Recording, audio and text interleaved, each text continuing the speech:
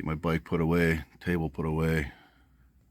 Rake this area up a little bit, clean it up before I go too.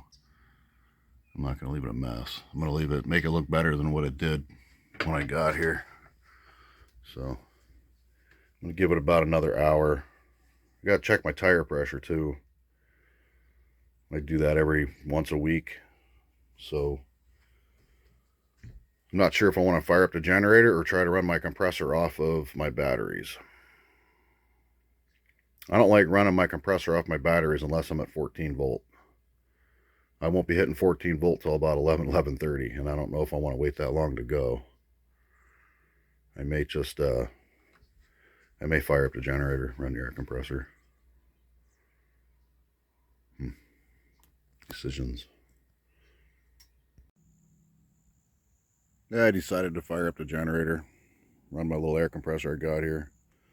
This thing works pretty good. It's 135 psi, 2 gallon. Now I have another one on board, but it was too small. I need to get rid of it. It was a 1 gallon. If you guys are filling up larger tires, don't do anything less than a 2 gallon. This doesn't weigh much. I've had that thing for so long. The years, even before I bought the generator, the case fell off the back. It still works though. It works really good.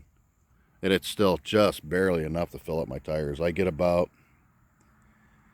8 pounds in the tire. And I'll have to stop pumping the tire up to let the compressor catch up. But everything got wet. I mean, a lot of dew fell last night. My bike is soaked, so I got that out in the sun. My table was soaked, so I got that out in the sun trying to dry it before I put it in there. Yeah, let's check these tires. I can put it back here and that cord will go all the way to the front, or the air line. And then I just move the compressor over here and then run it all the way up to the front again. Beautiful day. It's supposed to get 73 today. Good day to travel. If this campground that I'm going to is too bad, I'm just going to come back here. But I'm going to camp down there for a few more days. But all the reviews say it's really tough to get to, so I'm going to try it anyway. The thing is, it's 15 minutes from here.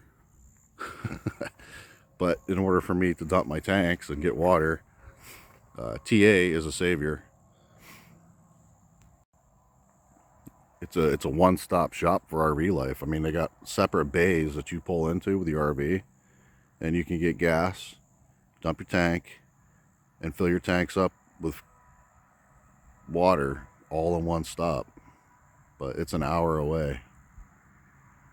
And then the plus side is gas is $2.60 there, and it's about $2.83 here. So maybe I'll run into something.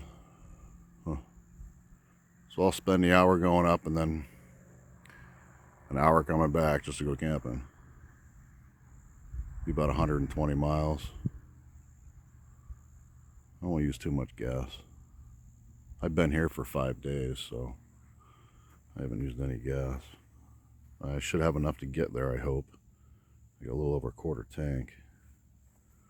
I don't like going below a quarter, but in this case, I'm not stopping twice to get fuel.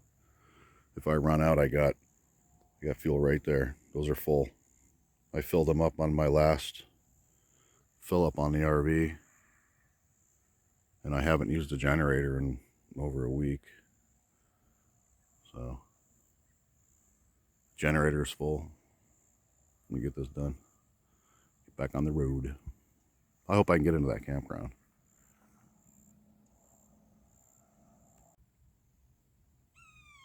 I should be able to. There's that woodpecker again.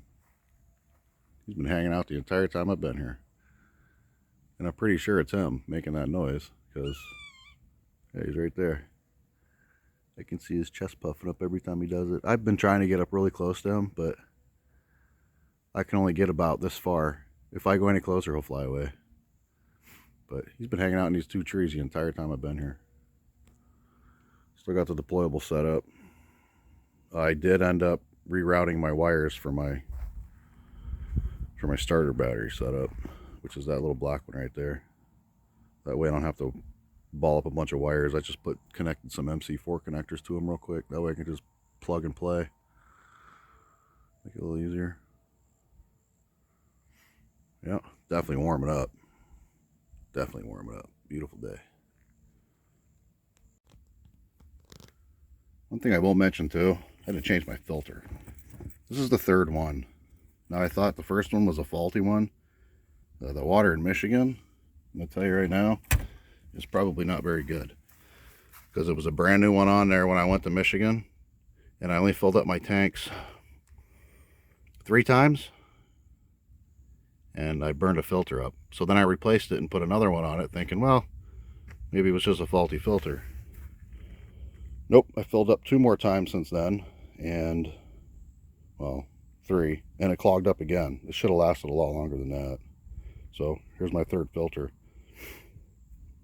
So if you go to Michigan, or watch that water. I even ran it for a while before I used it. But, not saying I have bad water, but when those pipes don't get used for a while, there's a lot of rust. And I think that's what happened. I threw them away. Next time I'm going to keep them, and every one that fails, I'm going to cut it in half and see what's in it. You know, it's good to know. Change your filters. You don't know where you're getting water from. I'm getting ready to go.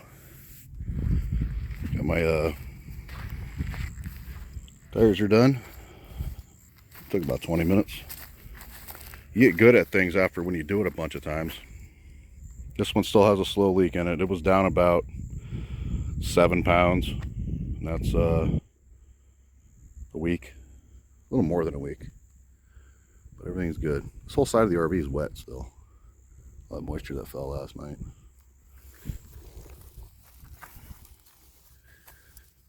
Time to go. Table should be dry. Bike should be dry.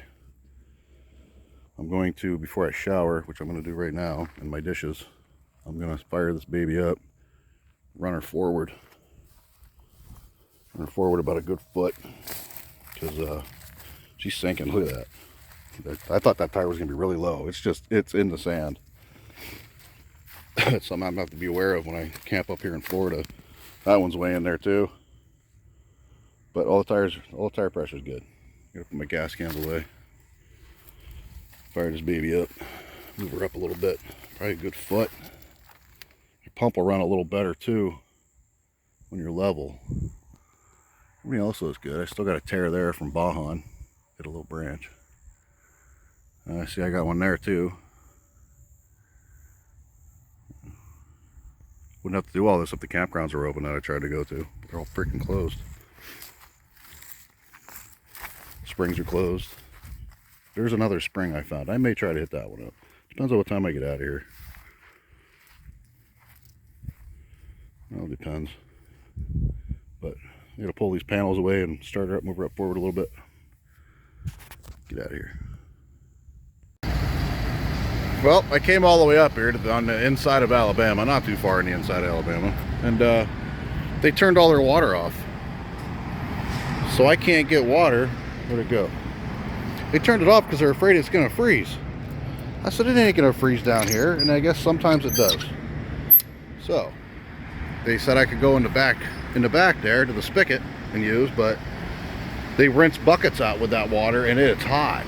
I'm not putting hot water in my bucket, or in my tank. Gas is $2.60, cheapest I've seen. Everywhere else is $2.80. There's a Marathon gas station over there. I might go over there and ask them.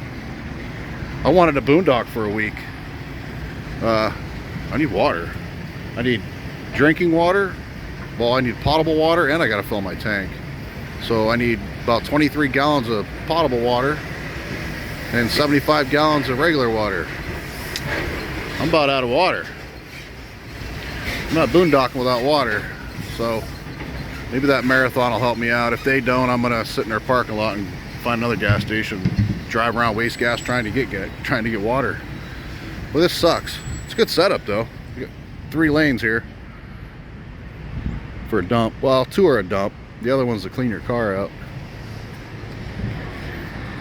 Put your $10 in, and to dump it, you hit your foot thing and that lifts up. It's got a little switch on it. This guy's over here filling up some fuel, filling the tanks up. Yeah, this sucks. Good thing I left early. Gotta find some water. Damn it. If it ain't one thing, it's another. Well, now I know.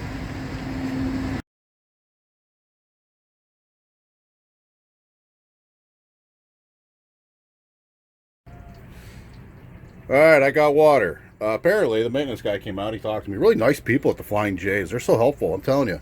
It was worth driving that far. And I've seen a couple things, but now I can filter my jugs, filter my water into my jugs.